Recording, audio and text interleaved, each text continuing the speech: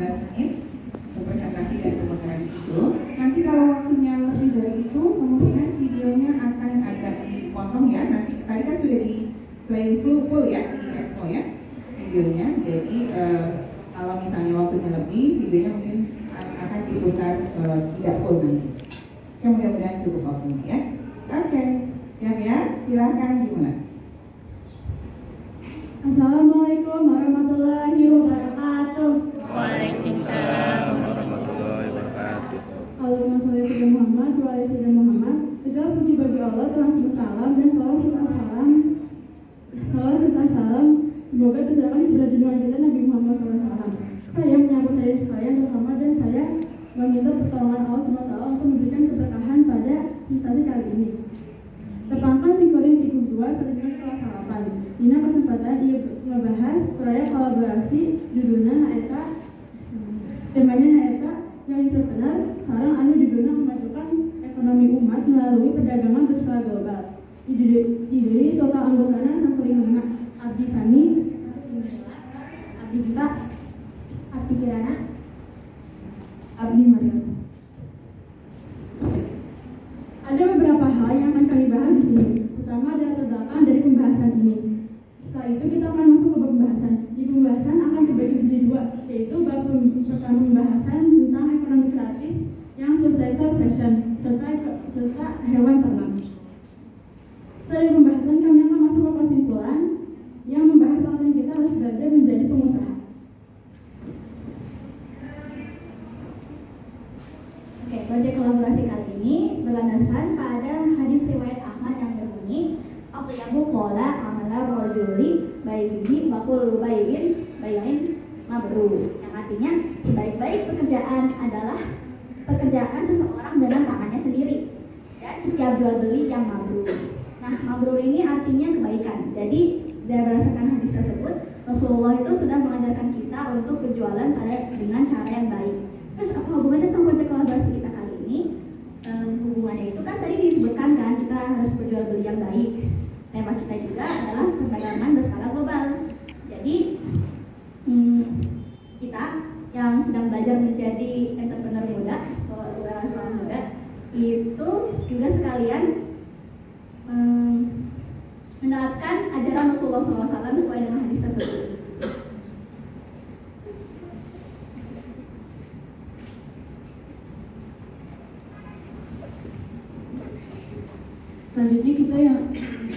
Selanjutnya kita masuk ke pengantar latar belakang. Di sini kami akan menjelaskan alasan kita untuk membahas permasalahan ekonomi. Pertama yaitu karena Sirah telah menunjukkan dan mengajarkan peran pengusaha dalam memajukan perekonomian negara. Kedua, ada beberapa sahabat yang merupakan seorang pengusaha dalam berskala global dan kita harus menirunya. Ketiga, perdagangan yang berskala global ini meliputi kegiatan ekspor dan impor, sehingga kita di sini perlu terlibat dalam perdagangan skala global. Nah, tadi kami sudah membahas mengenai pengantar latar belakangnya. Sekarang kita masuk ke masalah yang melatar belakangi pada proyek kali ini. Masalah yang pertama adalah masalah sumber daya alam di Indonesia ini yang belum optimal untuk dimanfaatkan dan dikembangkan sehingga menjadi sia-sia. Di sisi lain ada negara yang dijajah oleh negara lain sehingga sumber daya alamnya direbut, yaitu contohnya pada saat ini Palestina yang dijajah oleh Israel. Dengan kata lain, kondisi umat Islam pada saat ini sedang tidak baik-baik saja. Selanjutnya, latar belakang berikutnya adalah sumber daya manusia di Indonesia ini berpotensi besar pada bidang ekonomi kreatif, terutama pada subsektor fashion. Dalam kegiatan ekonomi kreatif pun dapat terjadi perdagangan internasional yang merupakan kegiatan ekspor dan impor. Masalahnya, dalam kegiatan tersebut terdapat perbedaan pendapat berupa pro dan kontra.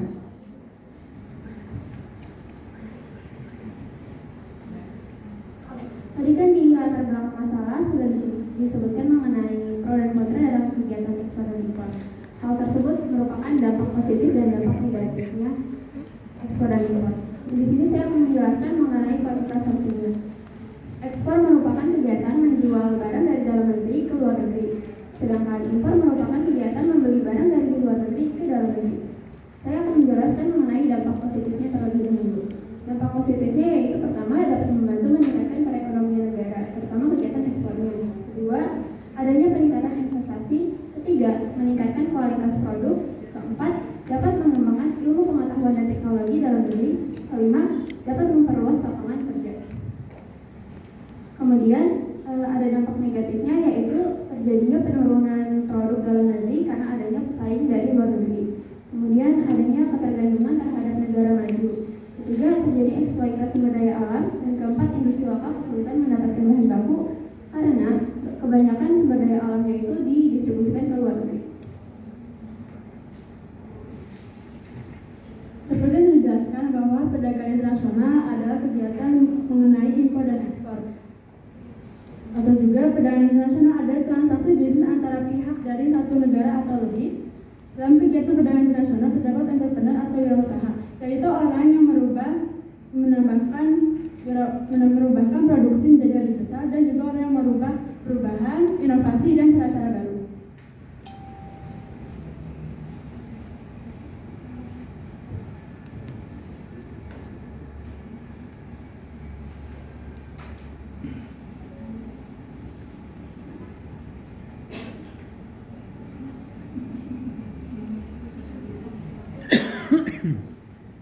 Selanjutnya, untuk perdagangan internasional dan bidang ekonomi kreatif fashion dan fashion entrepreneur muda untuk mengetahui peluang bisnis, ekspor dan impor. Ada beberapa hal yang harus diperhatikan.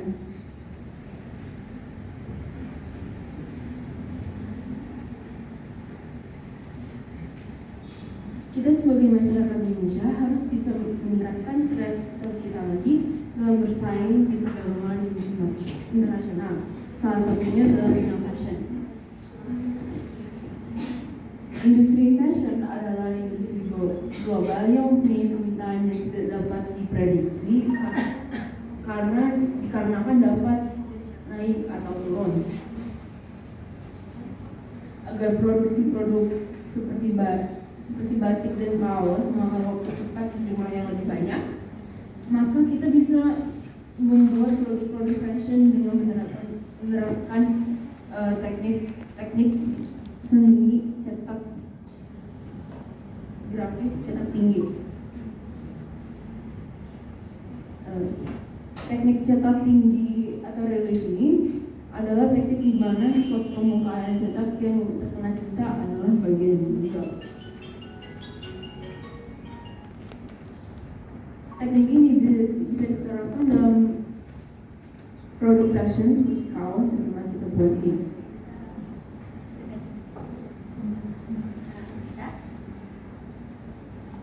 Salah satu perusahaan yang telah menerapkan teknik batik tersebut adalah Batik Komar di Cigadung, Bandung. Batik Komar adalah salah satu rumah produksi batik di Kota Bandung yang berdiri sejak 1998. Sejauh ini Batik Komar telah mengekspor hasil produknya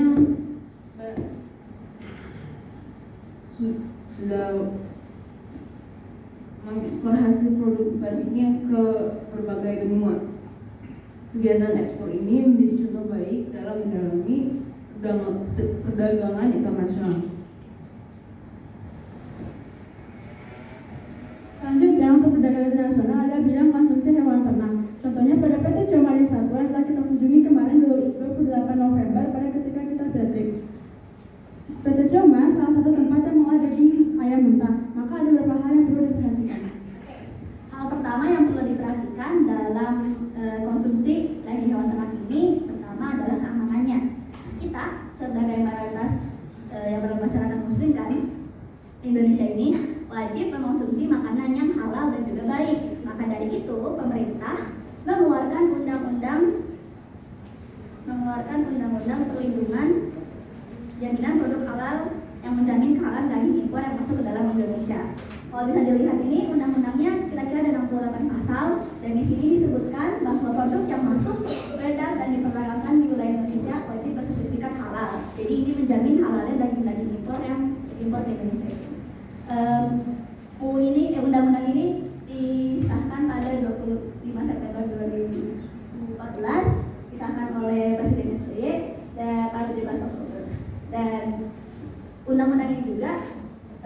alasan dibentuknya Badan Penyelenggara Jamiah Produk Halal atau BPJH yang bertanggung jawab kepada Menteri Agama. Nah, undang-undang ini juga tentunya menerapkan pemikiran pembukaan Undang-Undang Dasar 1945 yaitu Pancasila. Jadi undang-undang ini tuh menerapkan sila pertama yaitu ketuhanan yang Maha Esa. Jadi kita sebagai masyarakat Islam, Muslim dilindungi kehalalannya oleh pemerintah. Nah, kita juga sebagai seorang Muslim dan sebagai calon entrepreneur muda, kita wajib memastikan produk-produk penjualan yang akan diekspor dan diimpor merupakan produk yang halal untuk dikonsumsi. Maka dari itu, produk yang akan dijual wajib disembelih terlebih dahulu sesuai dengan syariat yang ada, yaitu orang yang menyembelih harus Muslim, balik, berakal, menyembelih dengan sengaja, dan membaca bismillah. Dan hewan yang disembelihnya juga harus halal dan masih hidup. Dan lalu alat yang digunakan pun harus tajam, tidak terbuat dari tulang, kuku atau besi. Setelah kita mengetahui cara penyembelihan sesuai syariat Islam, kita juga harus tahu nih hewan apa saja yang halal disembelih dan dikonsumsi oleh umat Islam. Saya akan menyebutkan hewan ternak yang halal menggunakan kosakata bahasa Arab. Kenapa saya sebutkan bahasa Arab? Karena bahasa Arab adalah sarana memahami agama Islam, terutama pada kitab kita yaitu Al-Quran menggunakan bahasa Arab. Maka dari itu kita bisa mulai mempelajari bahasa Arab dengan memahami kosakata bahasa Arab. Saya akan menyebut kosakata hewan ternak. Pertama ada jamusun artinya kerbau, gonamun artinya kambing, maizun artinya domba, jamalun artinya unta, dan bakarotun artinya sapi. Sekarang saya menyebutkan salah satu kalimat yang menggunakan kosakata hewan ternak, yaitu ana yasbahu baqarah, artinya saya menyembelih sapi.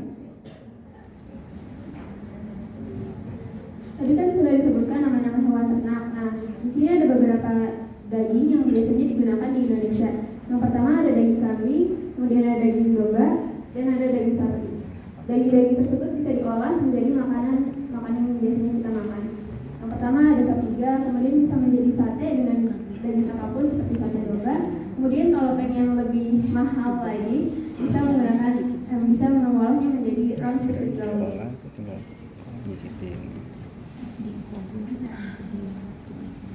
After we learn about the process of livestock products, we also need to know how to actually process those products into fully cooked meal. By the way, I will be using English right now because we, as young entrepreneurs, we need to learn other languages too. So here's an example of a meal. It is rump steak with garlic. And here's how to make them step by step.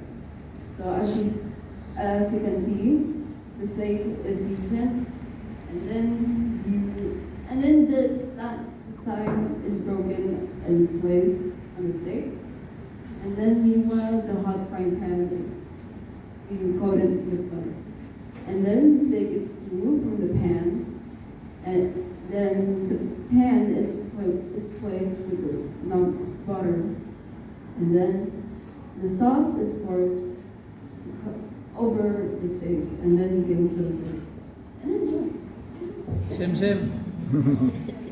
Sim. Nah, sebagai calon entrepreneur muda juga, kita wajib untuk memahami akan perhitungan, pendapatan dan penjualan Pronounnya bagus.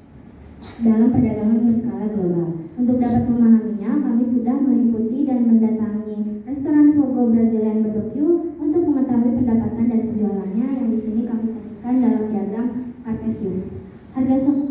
Restoran Fogo ini menggunakan konsep all you can eat. Harga sekali masuknya sebesar 145.000 dan setelah kami hitung berdasarkan hasil data dari wawancara yang kami lakukan, pendapatannya dalam satu harinya kurang lebih sebanyak 25.375.000. Dan jika dikalikan setiap tahunnya, di tahun pertama pendapatannya kira-kira 8.798.000 dan di tahun kedua pendapatannya kira-kira 9.261.000 dan sehingga diperkirakan pada tahun keempat di tahun 2024 mereka mendapat 9.724.000. Kami dapat data ini berdasarkan dari rumus fungsi linear, yaitu Y min Y1 sama dengan MX min X1. Oke, selain dengan pendapatan, kita sebagai entrepreneur muda juga wajib perhatikan modal dalam itu termasuk dengan biaya tagihan listrik yang ada.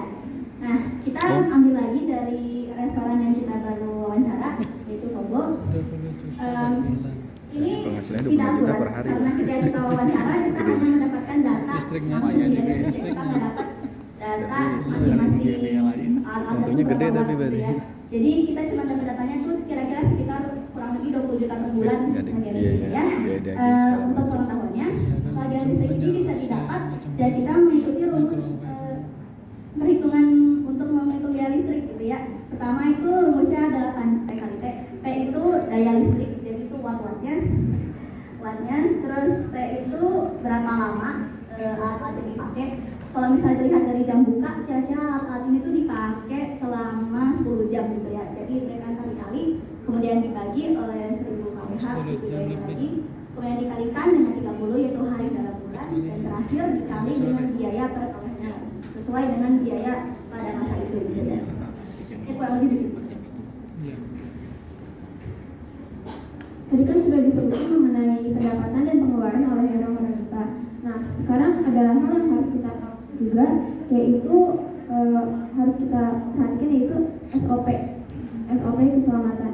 Kita sempat mendatangi suatu tempat pekerjaan, yaitu PT Siomas X Satwa yang merupakan peternakan ayam.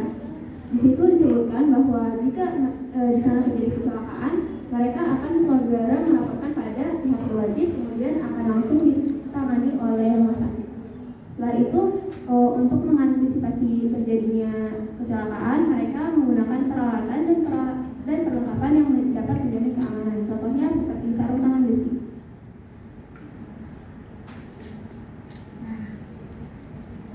Setelah kita mengetahui banyak pembahasan mengenai pengusaha, maka bisa kita menjawab mengapa harus menjadi pengusaha muda. Oke. Jadi pertama kita harus memulai berlatih menjadi pengusaha muda. Pertama agar menjadi pemuda yang mapan. Apa itu mapan? Mapan itu adalah keadaan di mana kalian siap, mantap, dan tidak goyah. Dan kalau kita menjadi pemuda yang mapan, maka kita juga bisa membantu ekonomi umat. Kita bisa memajukan ekonomi umat sesuai dengan tujuan proyek kolaborasi kita. Dan kalau misalnya kita mapan, kita juga bisa melakukan kegiatan-kegiatan, yaitu ini, pertama menciptakan lapangan kerja, kedua memperluas wawasan akan dunia ekonomi, terus ketiga memperbanyak kegiatan ekspor ke negara. Kalau kita mengadakan kegiatan ini, maka kita bisa membantu perekonomian umat untuk lebih maju lagi. Itu alasannya. Selanjutnya, saya akan menambahkan poin lainnya dalam menjadi pengusaha, yaitu dalam Islam mengharuskan umatnya agar berusaha dengan jalan yang benar. Contohnya, berwirausaha mesti menggunakan sifat putih Rasulullah. Yang pertama ada sidik, benar dan jujur, lalu ada amanah, dapat dipercaya, terus ada tablik, menyampaikan, serta fatonah, yaitu cerdas. Selain harus meniru sikap penting Rasulullah, kita juga dapat meniru sikap sahabat Rasulullah yang menjadi pengusaha. Nah, di sini ada beberapa sahabat, tapi kita hanya mengambil 2 sahabat saja. Yang pertama ada Abdurrahman bin Auf. Beliau kesuksesannya dimulai saat beliau hijrah bersama Rasulullah SAW ke Madinah. Salah satu sikapnya yang dapat kita tiru yaitu beliau pernah menyumbang harta dengan jumlah yang sangat besar dan pernah menjual tanah, dan hasil dari uang tanahnya itu diberikan kepada fakir miskin serta anak yatim. Kemudian ada juga Umar bin Khattab. Beliau salah satu khalifah yang pada saat zaman Rasulullah SAW. Pada saat itu beliau seringkali melakukan pembangunan pasar dan masjid. Kemudian juga beliau memperkuat Islam. Selain itu ada kejadian bersejarah pada tahun 637 Masehi, yaitu beliau pernah membebaskan Palestina pada saat itu. Oleh karena itu, kita juga harus mencontoh sikap mereka, apalagi kalau kita pengen jadi seorang entrepreneur muda. Kita juga dapat mencontoh itu supaya kita dapat membantu membebaskan Palestina dari penjajahan Israel pada saat itu.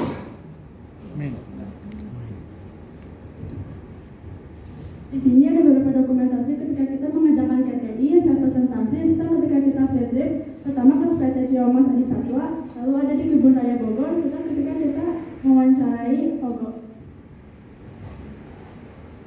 Di sini ada video ketika kita mewawancarai karyawan di Vogo.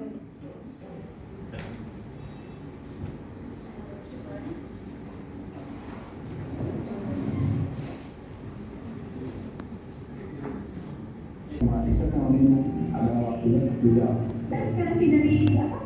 Dari Brazil sih, kalau untuk dagingnya itu segitu konsepnya sama sausnya sama dari Brazil juga. Oke, berarti produk-produk yang dijual itu ada apa aja? Ada daging di slice di table, maunya ada sendiri. Saya dapat nasi sepakat sama CSD penutupnya. Banyak berarti ya.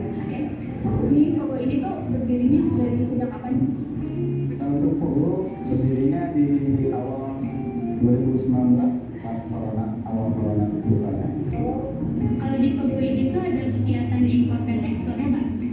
Kalau di Vogo kita nggak ada untuk impor atau ekspor. Berapa rata-rata pengunjung setiap harinya? Dan untuk pengunjung Vogo kita di weekday kurang lebih 150. Kalau untuk di weekend 100 ke atas untuk pengunjung Vogo. Berapa banyak cabang restoran Vogo di seluruh Indonesia? Untuk cabang Vogo kita di Indonesia kurang lebihnya 12.